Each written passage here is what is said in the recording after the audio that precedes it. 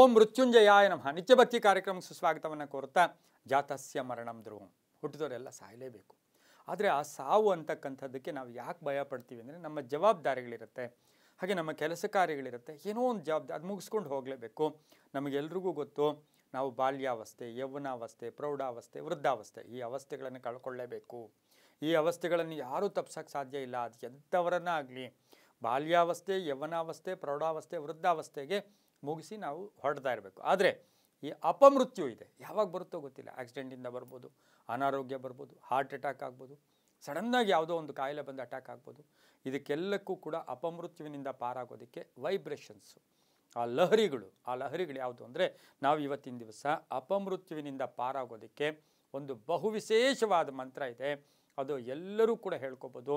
ಅದನ್ನು ಯಾವಾಗ ಹೇಳ್ಕೋಬೇಕು? ಯಾಕೆಂದರೆ ಮಂತ್ರಗಳು ನಾವು ಯಾವಾಗಂದರೆ ರೋಡಲ್ಲಿ ಹೋಗ್ತಾಯಿದ್ರೆ ಹೇಳ್ಬಿಡ್ತೀವಿ, ಎಲ್ಲೋ ಹೇಳ್ಬಿಡ್ತೀವಿ. ಆದರೆ ಅಪಮೃತ್ಯುವಿನಿಂದ ಪಾರಾಗ್ತಕ್ಕಂಥ ಒಂದು ವಿಶೇಷವಾದ ಮಂತ್ರ.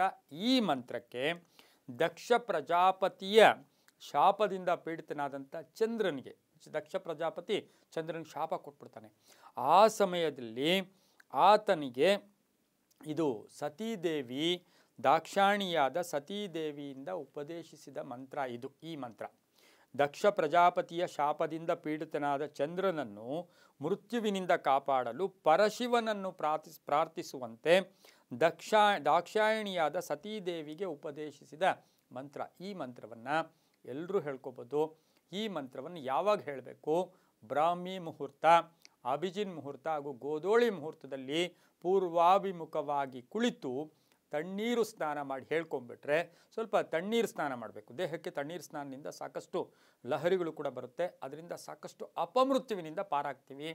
ಅದು ಕೂಡ ಯಾವಾಗ? ಬ್ರಾಹ್ಮಿ ಮುಹೂರ್ತ, ಅಭಿಜಿನ್ ಮುಹೂರ್ತ, ಗೋಧೋಳಿ ಮುಹೂರ್ತ, ಪೂರ್ವಾಭಿಮುಖವಾಗಿ ಮನೆಯಲ್ಲಿ ದೇವಸ್ಥಾನದಲ್ಲಿ ಹೇಳ್ಕೊಂಡಾಗ ಇದರ ಶಕ್ತಿ ಜಾಸ್ತಿ ಇರುತ್ತೆ, ಇದರ ಪ್ರಭಾವ ಜಾಸ್ತಿ ಇರುತ್ತೆ. ಮನೆಯಲ್ಲಿ ದೇವ್ರ ಗುಡಿಯಲ್ಲಿ ಕುಳಿತು, ದೇವ್ರ ಮನೆಯಲ್ಲಿ ಕುಳಿತು ಅಥವಾ ದೇವಸ್ಥಾನದಲ್ಲಿ ಹೇಳ್ಕೋಬೇಕು. ಆ ಮಂತ್ರ ಹೇಗಿದೆ ಅಂದರೆ, ತ್ರ್ಯಂಬಕಂ ಯಜಾಮಹೇ ಸುಗಂಧಿಂ ಪುಷ್ಟಿವರ್ಧನಂ ಉರ್ವಾರುಕಮಿವ ಬಂಧನಾತ್ ಮೃತ್ಯುರ್ಮಕ್ಷೀಯಂ ಆಮೃತಾತ್.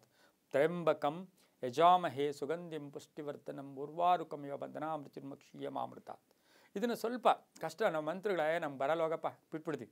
ಒಂಚೂರು ಇದನ್ನು ಪ್ರಯತ್ನ ಪಟ್ಟರೆ, ತ್ರಯಂಬಕಂ ಯಜಾಮಹೇ ಸುಗಂಧಿಂ ಪುಷ್ಟಿವರ್ಧನಂ ಉರ್ವಾರುಕಮಿವ ಬಂಧನಾ ಮೃತ್ಯುರ್ಮಕ್ಷೀಯಂ ಆಮೃತಾತ್. ಈ ಮಂತ್ರವನ್ನು ಹೇಳ್ಕೊಳ್ಳೋದ್ರಿಂದ ಸಾಕಷ್ಟು ನಮಗೆ ಅಪಮೃತ್ಯುವಿನಿಂದ ಪಾರಾಗ್ತೀವಿ. ಇದನ್ನು ಹೇಳಿಬಿಟ್ಟು ಆ ಪರಶಿವನನ್ನು ದರ್ಶನ ಮಾಡಿಕೊಂಡ್ರೆ ತುಂಬಾ ಒಳ್ಳೆಯದಾಗುತ್ತೆ. ಎಲ್ಲವೂ ನಂಬಿಕೆಯ ಆಧಾರದಲ್ಲಿ ಅಂತ ಹೇಳ್ತಾ, ಸರ್ವೇ ಜನ ಸುಖಿನೋ ಭವಂತು, ಸಮಸ್ತ ಸನ್ಮಂಗಳಾನಿ ಭವಂತು.